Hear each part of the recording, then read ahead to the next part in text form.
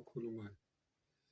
Bengithanda ukuxwayisa ama-South Africans ngihlala eClarinet eSiyanqobo. Kunokugula okukhona ma-South Africans. Lokhu kugula kuyingozi kakhulu, and so bengicela ukuthi ngikwazi ukuxwayisa ama-South Africans ukuze azi ngoba lesi sifo asidumanga. Igama laso wathi Guillain-Barré syndrome. Lesi sifo sicala kancane kancane ma-South Africans. Sicala kancane la ezinyaweni, izinyawo zicale zihlabe, zibabe, zipeyine. Lokugula kungiqale ngabo almost 7 months manje. Manje ngilele, njengoba ngilele angikhoni ukwenza lutho. Angikhoni ukusukuma, angiguga, solo ngilele phansi. Ngihambe izibhedlela, lokhu ngingena ngiphume ezibhedlela bangakwazi ukuthola ukuthi yini. Ekugcineni bathola ukuthi leso sifo, and leso sifo sibulala ama-veins ukuthi ungakhoni ukuhlala, ungakhoni ukwenza next, ube namapeyini umzimba wonke. And so into engiyicelayo ma-South Africans, ngicela uncedo lwenu ngoba manje angisakhoni ukwenza next, and ngapha anginalutho. Kose ngibe namakhimbi, ngibe nokudla, ngikwazi ukuthi nami ngiphile ngiqhubeke ngiye phambili. Ngiyacela, and le sifo ngale ndlela siyingozi ngakhona bathi mina yimi we-street phela. So la e-Witbank uphethwe yileso sifo. Lesi kakhulukhulu sibamba abelungu le. Njengoba sibamba abelungu, isifo sabelungu. Thina ngapha ngakithi sibamba amadoda. Bathi cause yazo kungenzeka ukuthi utshwala nogwayi. Ngiyanicwayisa, ngicela nisibheke. Nangabe ngifuna ukusazi kabanzi, ngicela nigugule, nisigugule. Guillain-Barré syndrome. Nisigugule sizonipha yonke information. Siyingozi kakhulu le sifo. Ngiyanicela ma-South Africans. Ngicela uncedo lwenu. Sanibonani basemzansi, bantu basemzansi. Umama uSikhosana lo okhulumayo la eWitbank eMpumalanga eSiyanqoba.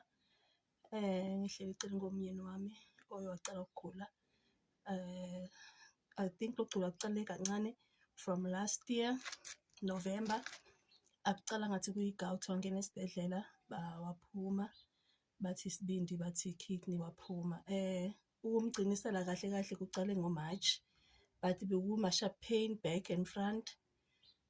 Sihamba izibhedlela, sihamba ama-clinic, sihamba abo-doctor, bangaboni ukuthi yini, barana ama-test bangatholi ukuthi yini, until lapho angasakhoni ukuphefumula, angasakhoni ukuhamba. Saya ekliniki, basithumela esibhedlela. Sasifika esibhedlela bamdiagnose ukuthi uphethe Guillain-Barré syndrome. Lesi sifo sibuqayi kakhulu in such a way ukuthi umzimba wonke uba buhlungu, awukhoni ukwenza lutho. Umuntu wakhona nasimphethe lesi sifo leso, awukhoni ukumguga, awukhoni ukumdlisa, awukhoni ukwenza next. Njengoba nimbona ubaba lele lana ulala sona imini nobusuku. It's been 4 months asembhedeni. One side akakhoni ukulala ngelinye side, ulala ngeside eli-1. Kubuhlungu umzimba wonke, umphakamisa kubuhlungu, umbeka kubuhlungu, nawumgeza kubuhlungu. Akakhoni ukuhlala even e-wheelchair, providing i-wheelchair esibhedlela, but akakhoni ukwenza next. Esikuqelayo kakhulu because ubaba it was a breadwinner la ekhaya, so akusekho umuntu osebenzayo, bekunguye bekasebenza, so akusela source of income la ekhaya. Sicela usizo kakhulu emphakathini, bantu basemzansi, ngayo yonke nje indlela ningasiza ngayo, amakhimbi, ukudla, financially, because kose ahambe ayenza ama-physio, yonke lento leyo. So besicela kakhulu abangakhona ukusisiza kuko konke lokhu akusivelele la kuleli khaya. I think kungavelela noma ubani. Siyabona niyanceda abantu emphakathini, nathi ngiyathemba ukuthi ningasisiza la kuleli khaya la kaSikhosana eSiyanqoba, lokho kusivelele la lo mndeni wala ekhaya. Abafuna ukunceda bangathintana nenamba 071 507 6866, inamba yami leyo, or 064 742 6064. singalujabulela usizo lwenemphakathi bahlali base-South Africa nanasisiza. Ngicela ukuthi nisiguguleni lesi sifo siyingozi kakhulu. It's a Guillain-Barré syndrome. Siyingozi kakhulu, asisifo esimnandi, like sibhlungu ngiyaqala ukusibona nami self siyangithraumatize in such a way ukuthi asilali at all. Angazi sigcine nini ubuthongo la kulo muzi lona, akulalwa, kuhlala kukhala ngamapheni, nawembamba kubuhlungu, namgucula kubuhlungu, kubuhlungu kubuhlungu. So ngiyacela usizo lwenu, siyabonga nisenza njalo. So there's a disease here that we have a lot of patients who suffer from this disease called Guillain-Barré syndrome. So Guillain-Barré, it's an autoimmune disease that attacks your immune system, attacks the peripheral nerves. It attacks the legs and the hands, and that means you start getting paralyzed from your extremities. So that means the first case could be that you have weakness and numbness in your legs such that you cannot walk anymore, pain in your hands, numbness, you cannot touch anymore. And this is an ascending type of paralysis.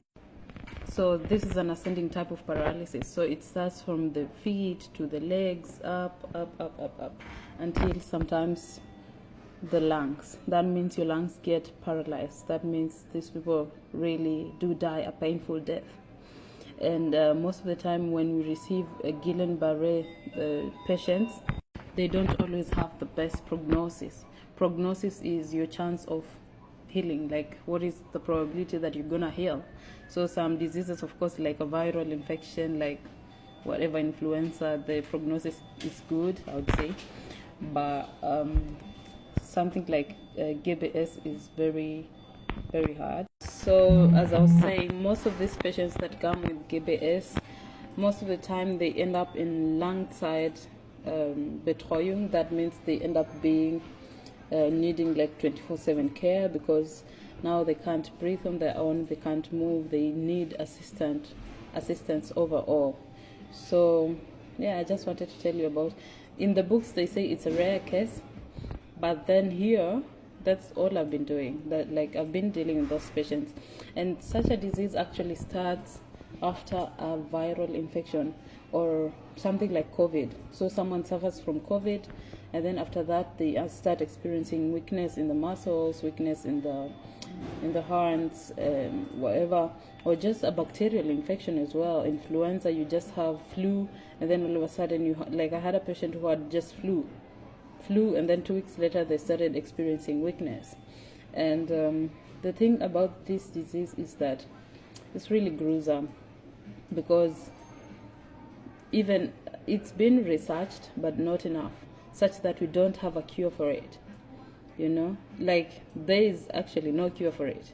We can only manage it. We can only help the patient when they have difficulty in breathing. They can be put on ventilations. We can manage the pain, give them whatever. We can position them so that they don't have so much pain. We can do massage, lymphatic drainage, whatever. But there's really no cure for it. We can manage the symptoms, so I'm saying. And yeah. So today I'm taking care of such a patient, and I don't know. It really makes me sad, because now imagine this was a person, because the husband was telling me like the first case of this disease, she had it like the 1st of July. So as I was saying, this disease makes me so sad, because it really can happen to anyone, and it happens so fast. And it's the most confusing disease, because it is hard to comprehend that someone was walking 2 weeks ago and now they're completely paralyzed and they need intensive care. You understand? So I don't know, like I have such a patient, and it just, I don't know, it just makes me sad. And yeah, because now I can't even be like, oh, you're gonna be okay, because I don't know. Nobody knows the prognosis. Some people, according to ChatGPT, they come out of it in 6 to 12 months, but some people, they end up just living like that under intensive care, 24/7 support, until they drown in their own, you know, like the lungs get paralyzed so that you cannot even breathe on your own. Even the machines, they'll be doing too much, like it's like drowning. Your body just giving out. Your body just gives out. And the thing that is so painful is that this is such a young patient, 50 years old. And 50 years old is definitely very young in Germany, because these people live up to 100. Like 80, 90-year-olds here, most of them are actually very strong. So I just wanted to educate you about that disease. And there's actually nothing you can do about it, because it can really attack anyone. It's an autoimmune disease, and I think most patients have been women. So I think it affects mostly women. I'm not sure, I'll check the statistics. Bye. Hello Mzansi, welcome to Mgozi waseMzansi. Nangumndeni usithumela umlayeto kuma-South Africans ucela lisito so babe njengoba simbona simuva futhi athi khulumela ukuthi uyagula, unesifo lesingakajwayeleki lesihlasela kakhulu belungu, kepha sikhona nasebantwini labamnyama, especially madoda. So uyasho ukuthi ucela lisito, makwakhe siyamuva yathi khulumela naye ukuthi bacela lisito. Baba kakhe, he was a breadwinner, and now that he's sick akakhoni kwenda lutho, akakhoni kusebenza, ngisho ukuthi kude umuntu lokubeka asinkwe etafuleni. So bayacela nje ukuthi uma kukhona lo ngakhona ukuthi aside nga-something, maybe mhlampe kungaba kukudla, kungaba kuyimali ukuthi bakhone kuphila, bathi bangakujabulela kakhulu. And they were also warning people about lesifo ukuthi bantu abasicaphele lesifo, sisifo lesingakadumi. Those who want to help baphose esivivaneni, those who wants to donate nayi account yamama laphana ku-TikTok, ungahamba uyomsesha ufakile ama-details akhe ku-bio ubese uyakhipha nawe lonakho. Kubuhlungu kakhulu guys ukuthi umuntu namuhla uyaphila u-right, akanankinga, kusasa akasakhoni kwenda lutho, akasasebenzi. And this is something lengentekela nanoma engangibani. Kubalulekile ukuthi sibantu sisitane. I'm just sending a love and light to the family, and nasithembe ukuthi nababe naye utophola. Do comment your thoughts down in the comment section. I'll see you in the next one. I'm signing out. Goodbye.